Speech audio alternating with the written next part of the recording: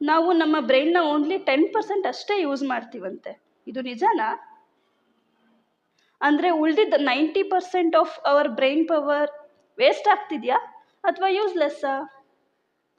Actually ಇದು ಕೇಳೋದಕ್ಕೆ interesting ಅನಿಸ್ಬೋದು, ಬಟ್ ಸೈನ್ಸ್ ಇದನ್ನು ಅಕ್ಸೆಪ್ಟ್ ಮಾಡೋದಿಲ್ಲ. ಅಕಾರ್ಡಿಂಗ್ ಟು ಸೈನ್ಸ್, ನಮ್ಮ ಬ್ರೈನಲ್ಲಿ ನಿಯರ್ಲಿ 86 ಬಿಲಿಯನ್ಸ್ ಆಫ್ ನ್ಯೂರಾನ್ಸ್ ಇದೆ. ಈ ನ್ಯೂರಾನ್ಸ್ ಏನು ಮಾಡುತ್ತೆ ಅಂದರೆ ಆಲ್ ದ ಟೈಮ್, ಅಂದರೆ ನಾವು ಮಲಗಿರೋವಾಗ ಎದ್ದಿರೋವಾಗ ಎಲ್ಲ ಟೈಮಲ್ಲೂ ಕೂಡ if a person is living ಅಂತ ಅಂದರೆ ಎಲೆಕ್ಟ್ರಿಕಲ್ ಸಿಗ್ನಲ್ಸ್ನ ಪಾಸ್ ಮಾಡ್ತಾನೇ ಇರುತ್ತೆ.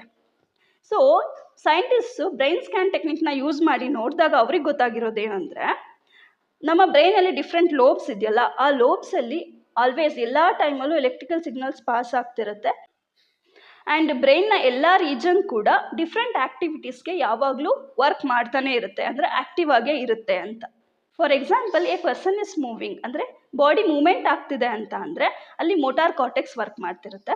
ಆ್ಯಂಡ್ ವಿಷನ್, ನಾವು ನೋಡ್ತಾ ಇದ್ದೀವಿ ಅಂದರೆ ಅಲ್ಲಿ ಆಕ್ಸಿಪಿಟಲಸ್ ಲೋಬ್ ವರ್ಕ್ ಮಾಡ್ತಿರುತ್ತೆ. ಹೀಗೆ ಥಿಂಕಿಂಗ್ ಆ್ಯಂಡ್ ಡಿಸಿಷನ್ಗೋಸ್ಕರ ನಮ್ಮ ಪ್ರಿಫ್ರಂಟಲ್ ಕಾರ್ಟೆಕ್ಸ್ ವರ್ಕ್ ಮಾಡ್ತಾ ಇರುತ್ತೆ. ಹೀಗೆ different lobe is always active for different purpose. All brain is active, always active.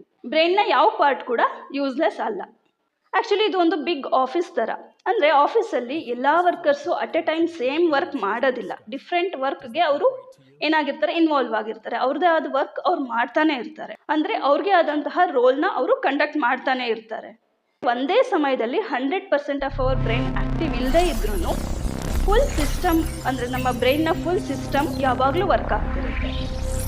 And ಇನ್ನೊಂದು ಗೊತ್ತಿರಲಿ, ನಮ್ಮ ಬಾಡಿಯ ಟೋಟಲ್ ಎನರ್ಜಿಯಲ್ಲಿ nearly 20% of our energy is utilised by our brain.